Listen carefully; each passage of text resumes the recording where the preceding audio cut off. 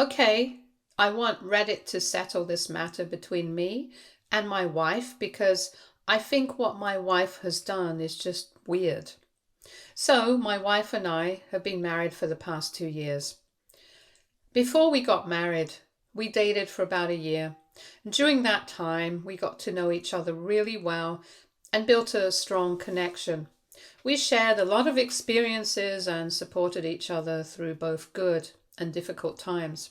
Over time, our relationship grew, and we decided that we were ready to take the next step and get married. Before our relationship began, my wife had been married once before. Her ex-husband's name is Jake. She and Jake were high school sweethearts, which means they started dating when they were teenagers. Their relationship began when they were very young, and they stayed together through the end of high school. After that, both of them dropped out of college and decided to get married fairly early in life. At first, their marriage seemed perfect and full of love. However, over time, things began to change. One of the main problems that started causing tension between them was money. They began to argue more and more about their finances. According to my wife, Jake had a hard time keeping a job for very long. He struggled to stay employed, and a big reason for that was his short temper and impulsive behavior. He would get frustrated easily, act without thinking things through, and this made it difficult for him to hold on to steady work. Because of this, there was no financial stability in their home. Most of the time, my wife was the one earning money, paying the bills, while Jake was either unemployed or jumping between short-term jobs. This created a lot of stress between them. He also played video games a lot. He would spend hours playing instead of looking for work or helping around the house. She felt like he wasn't taking life seriously and had no real drive or ambition to improve their situation. The more she tried to talk to him about it, the more they argued. Eventually, my wife reached a point where she realized that things weren't going to change. I didn't know how to respond at first. I was confused. So I asked her why she would do something like that. I reminded her that throughout our entire marriage, she had always talked negatively about him. She had told me so many times how difficult he was to live with, how irresponsible he had been, and how he never supported her. Now, all of a sudden, this same guy was coming over for dinner, and we were supposed to sit and chat like friends. When I tried to express my concerns, my wife brushed them off. She told me that since he was getting married and clearly moving on with his life, she felt it was time to put the past behind her too. According to her, there was no reason we couldn't all be friendly now. Maybe even have a good relationship as adults who had all grown and changed. Even though the whole thing felt a little strange to me, I decided to go along with it. Part of me thought it might actually be interesting to finally meet her ex in person. I figured, why not? When the night of the dinner finally came around, her ex showed up with his fiancé, and they brought along a bottle of wine as a gift. I greeted them at the door and welcomed them in.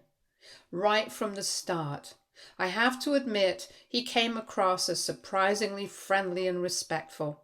Based on all the things my wife had told me about him, I was expecting someone very different. But instead, he seemed genuinely humble and even a little nervous. He complimented our home right away, was clearly impressed by the place. We started talking, and I quickly found out that he and I actually shared a common interest in woodworking.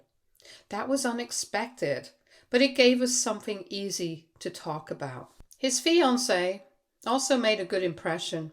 She was polite, warm, and seemed truly thankful that we had invited them over. She didn't come across as awkward or tense, and she tried to join in the conversation with ease. The three of us, her ex, his fiancée, and I, We're getting along better than I had imagined we would. But while everything seemed fine on the surface, my wife's behavior was the one thing that felt completely off. She wasn't acting like herself at all. For starters, she was dressed way too fancy for a casual dinner at home. Her long, flowy, glittery dress looked like she was heading to a formal gala or a ballroom party. It didn't match the tone of the evening at all. And then when her ex and his fiancé walked in, she barely even acknowledged the fiancé. It was strange and uncomfortable. She didn't say hello or offer a smile, almost as if the woman wasn't even there. It was hard not to notice. I couldn't help but feel that something deeper was going on with her, something she hadn't shared with me. Throughout the dinner, things started to get even more uncomfortable.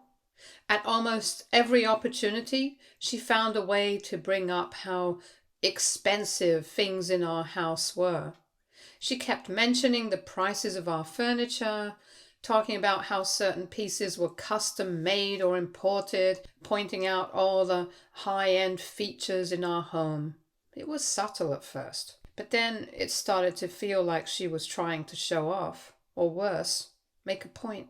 Then, when her ex and his fiancé handed us the bottle of wine they brought with them, my wife took it, looked at the label briefly, and said with a forced smile, "Oh, we usually avoid drinking cheap wine." The way she said it was cold, and it definitely didn't come across as a mean joke. I almost cringed when I heard her say that. It was rude, plain and simple. I glanced over at our guests and could tell they were trying to brush it off. But it clearly put a damper on the mood. I turned to my wife and gave her a sharp look, trying to signal her to stop. She was the one who had insisted on inviting them in the first place. And now she was acting as if they were beneath her.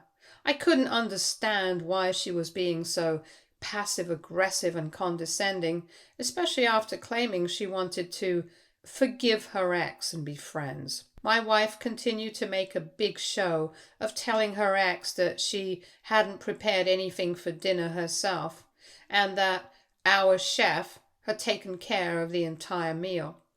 Then she added in front of everyone how nice it was to never have to cook anymore, because she was now married to a good, capable man. I could see Jake's face turn red from embarrassment, and his fiancée gave one of those polite, uncomfortable smiles that people wear when they don't know how to respond.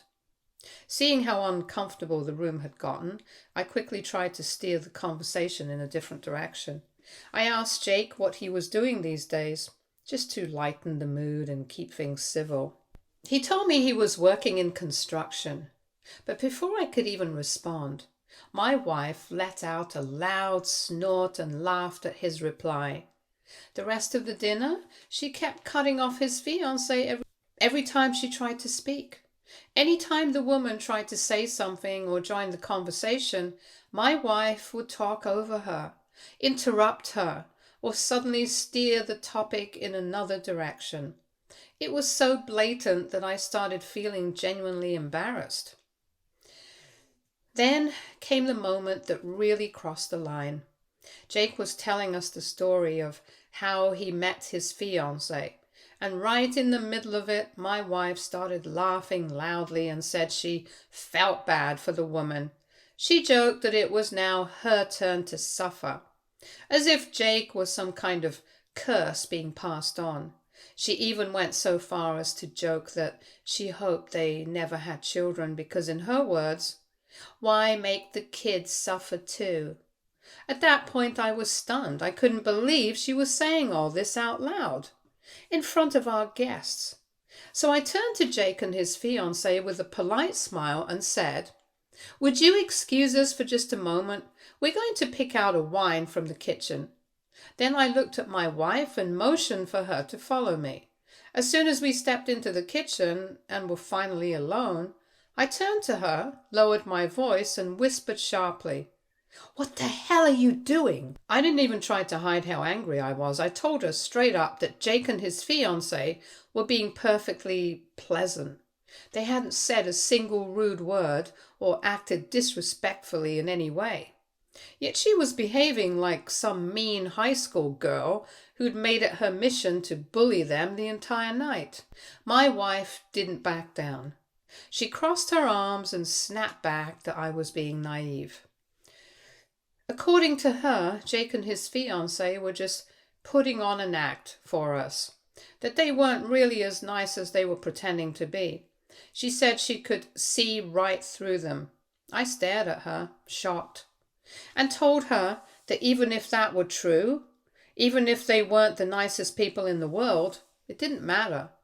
What mattered was that they were being kind and respectful in our home, and as long as they were behaving that way, we owed them the same courtesy.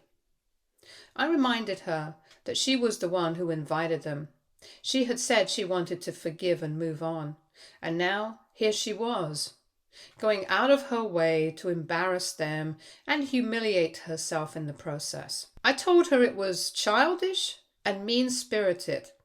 These people were our guests, and whether or not she liked them deep down, we still had a responsibility to treat them with dignity while they were under our roof.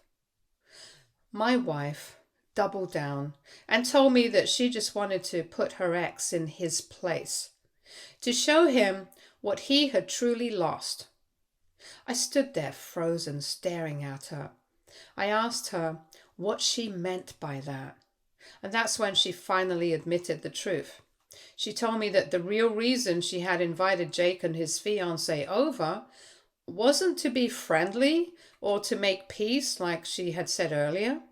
It was all just a setup. Her plan was to humiliate him, to parade her new life in front of him, to rub it in his face and make him feel like a failure. This dinner wasn't about forgiveness at all. It was about revenge. I just stared at her in disbelief. I told her flat out how disgusting that was. I said if I had known this was her real intention, I never would have agreed to be a part of it. I told her it wasn't fair to me and definitely not fair to them. She had dragged everyone into her unresolved pain and bitterness and disguised it as some act of grace and closure. But it was nothing like that. She tried to justify it. She argued that Jake had made her suffer back then, and that he had gotten away with it. She said this was finally her chance to take back some power, to make him feel even a fraction of what she had felt all those years ago. She believed she deserved that moment, but to me, it just felt wrong. I didn't say anything more. I just shook my head in disappointment and walked out of the kitchen. I couldn't believe how calculated and petty she had been. If she still had that much hatred or bitterness towards her ex, then she should have just left him in the past where he belonged. But no, instead, she had gone out of her way to invite him into our home and used me as a trophy in some twisted game of one-upmanship. I couldn't go along with it anymore. So when we returned to the dinner table and sat down, I made a quiet decision. If she wanted to play games, I'd give her a taste of her own medicine. Back at the dinner table, the conversation picked up again, and not long after, my wife, still clearly playing her part, made another smug remark. She laughed and said how lucky she was to have a life now where she didn't have to work anymore. I didn't let it slide. I snorted and said, just loud enough for everyone to hear, "Yeah, and that's probably why you've gotten so lazy since we got married." The table went silent. My wife froze and slowly turned her head towards me, her eyes wide in shock. It was clear she hadn't expected that. Not from me. I didn't stop there. I turned to Jake and his fiancée, keeping my tone casual but deliberate. "You know," I said, "I think you two are the real lucky ones. It's great that you support each other, both of you working and being independent. That's something I really respect." I made sure to look at both of them directly as I said it. After my comment, Jake and his fiancée, who had been tense and uncomfortable earlier because of my wife's remarks, seemed to visibly relax. They smiled at me warmly, as if relieved to finally have someone on their side. I decided to keep the conversation going in a positive direction. I told Jake how fascinated I was by his knowledge of woodworking and construction.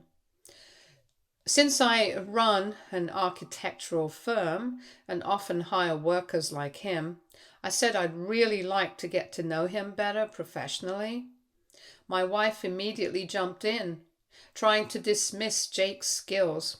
She argued that he was probably not good enough for my firm and that I had plenty of other better workers already.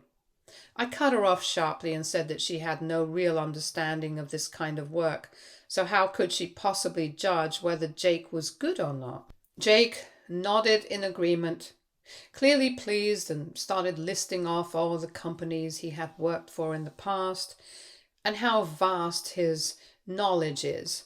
He even told me he'd be very interested in working for me if I had any projects he could join.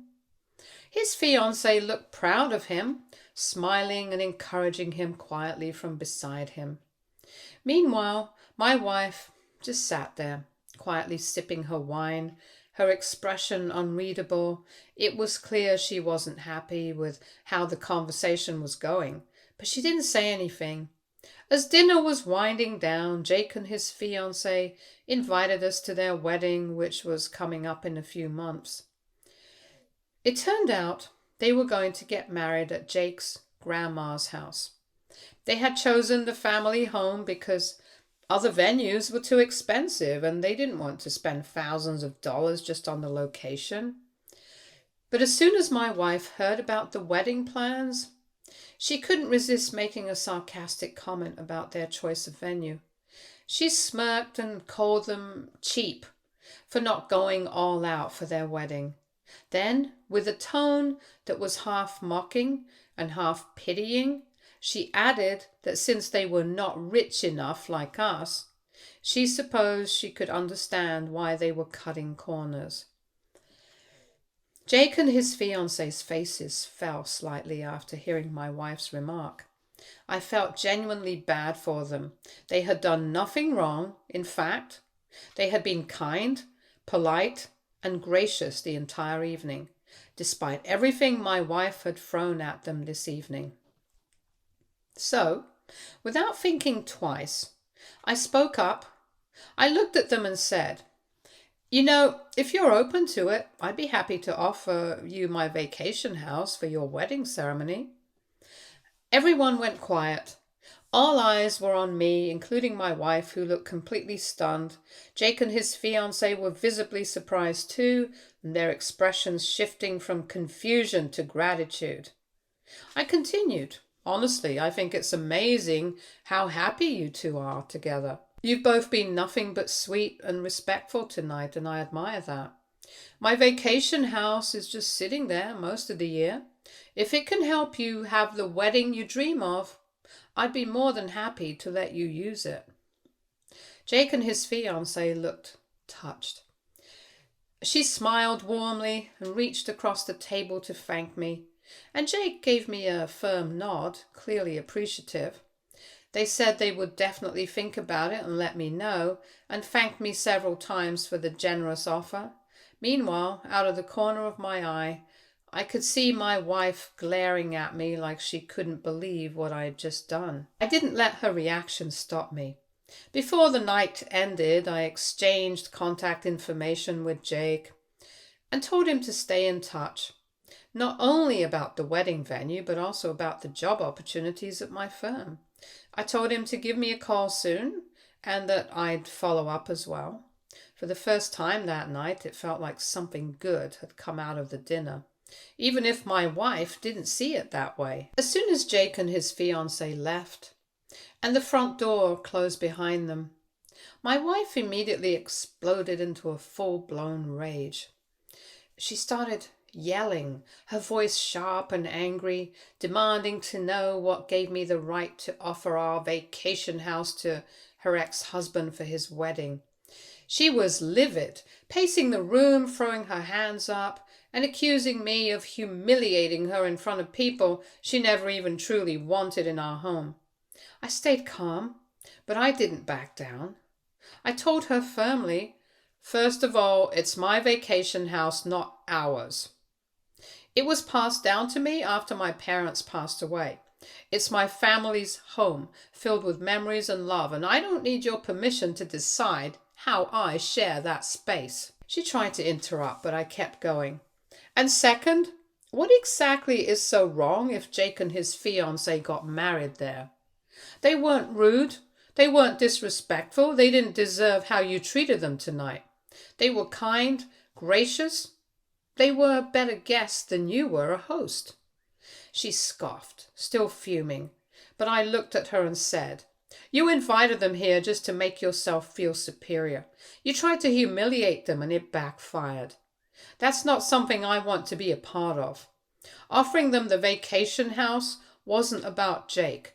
It was about doing something decent for two people who clearly care about each other." My wife didn't back down. Still furious, she shouted that her whole plan had been to show her ex just how low he was compared to us, how far beneath her he had fallen, and she said I had ruined everything by being kind to him, by showing him respect and warmth, when all she wanted was to remind him of everything he had lost. I looked at her genuinely stunned and said, "You're being completely crazy right now. I've never seen this side of you before, and honestly, I don't like it one bit." Ever since then, things feel different between us. My wife has continued to not accept responsibility for her actions and believes that she's done nothing wrong. So, Reddit, AITA here? Update 1.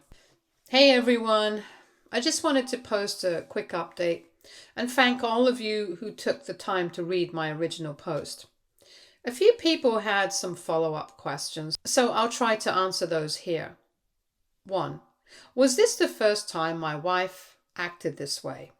Yes, I've never seen this side of her before, at least not to this extent. She's vented about her ex before, sure, but I assumed she had moved on. The way she behaved during that dinner was completely out of character, and it honestly shook me. It felt like she became someone else that night, someone petty, cold, and obsessed with proving a point. 2. Who reached out to her ex first? A lot of people have asked this, so I want to clear it up. My wife was the one who reached out to him first. After hearing about his engagement through mutual friends or Facebook, I'm not exactly sure how, she took it upon herself to send him a friend request and start a conversation. Looking back now, it's clear there was more going on. She actively chose to reconnect, which makes the whole dinner setup feel even more deliberate and calculated in hindsight. 3. Did she really invite her ex just to humiliate him? Unfortunately, yes. What she framed as reconnecting and forgiveness was really about showing him how great her life is now. She wanted him to feel small, and I guess she thought I'd help her do that. And when I didn't, she felt betrayed. 4. Did her ex ever abuse her or treat her violently? No, her ex never beat her, abused her, or harmed her physically. From everything she's told me over the years, their relationship had its problems, mostly around money, irresponsibility, and emotional immaturity. But there was never any mention of physical or emotional abuse. Their marriage ended because of ongoing issues with his lack of ambition, financial instability, and the growing distance between them, not because of anything abusive or dangerous. Update 2. Today, I finally sat down with my wife to talk about everything. I felt like the tension between us had been hanging in the air for too long, and I couldn't carry it around any longer without saying something. So I asked her if we could talk, calmly, honestly, just the two of us. We sat down and I told her how I'd been feeling since that dinner. I said I couldn't understand her constant need to show off in front of Jake. The way she kept talking about money, luxury, and success. None of it felt like her. At least not the version of her I thought I knew. I asked her flat out, "Why does it even matter? You and Jake were together a long time ago." "That chapter is closed. You've moved on. He's moved on. So why do you care so much about how he sees you now?" She got defensive right away, insisting that it wasn't about him and certainly not about feelings. When I asked her directly whether she still had any lingering emotions for him, she was quick to deny it, almost too quick. She swore up and down that she felt nothing for him, that the relationship had ended long ago and she had no regrets. But to be honest, I'm not sure I believe her. If she truly didn't care, if she was really over it, then why the performance? Why the need to belittle him? Why invite him into our home just to try and prove some point? People don't go to those lengths if they're indifferent. They just move on and live their lives in peace. I didn't dance around it. I told my wife directly I was serious about everything I'd said at dinner. I meant it when I offered Jake a chance to work with me, and I truly wanted to help him and his fiancée have their wedding at the vacation house. I said it calmly but firmly because I wasn't going to pretend anymore just to keep the peace. That's when she lost it again. Her voice rose almost instantly. She called me a traitor and said I was betraying her by siding with her ex. She said I was choosing them over us. She went on a rant and called me a backstabber, and then, without hesitation, she threw out a threat. She said maybe she should just divorce me since I was just like Jake. I was taken aback, but I didn't yell back. I just looked at her and said, "If this is enough to make you want to leave me, then our marriage was doomed from the start." I meant every word, because if she could threaten to end our relationship over a simple act of kindness, over treating someone from her past with basic human decency, then what were we even building together? A marriage rooted in ego, bitterness, and pride? That's not what I signed up for. I married her because I believed we were partners, mature, compassionate, and honest with one another. Clearly, she doesn't respect me enough. Feeling worn down and emotionally drained, I finally asked her something that had been nagging at me since the dinner. I looked her in the eye and said, "Did you really marry me because of love, or was it because of money?" I didn't ask it to be cruel. I asked because I needed to understand, because throughout the conversation with her ex, all she'd done was use our wealth as a weapon, something to throw in his face. She looked offended, like I had insulted her, but I didn't back down. I told her, "If money wasn't the reason you married me, then why are you acting like it's the only thing that matters? Why are you this upset over someone else's wedding, over me offering a job to someone who's clearly trying to rebuild his life?" She didn't have anything to answer for that. After that, our conversation just ended. There was no apology from her, no attempt to make things better. She's just shut down completely, and I'm even more confused than ever. I had gone into that conversation hoping we could finally get to the root of what she was feeling, and instead, I've walked away with more questions and even fewer answers. I don't know if she's still hurting from the past.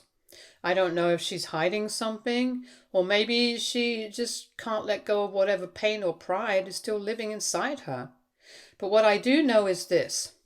I feel like I'm standing on the outside of my own marriage, trying to figure out who the person next to me really is. Update 3. Right now, my wife and I are attending marriage counseling. Honestly, this past week has been a roller coaster.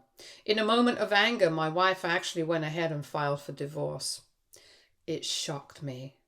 But after some serious talks with her friends and family, she reconsidered and decided to take it back. Since then, she's apologized to me, and I think there's been a bit of a healing between us. We've both agreed to give our marriage one more real shot. I don't know if it's the right choice or if it will be enough to fix what's broken. But for now, I'm willing to try. It's been a tough process, but at least we're trying to work through things instead of just walking away. Stay tuned for more stories from our girl relationships.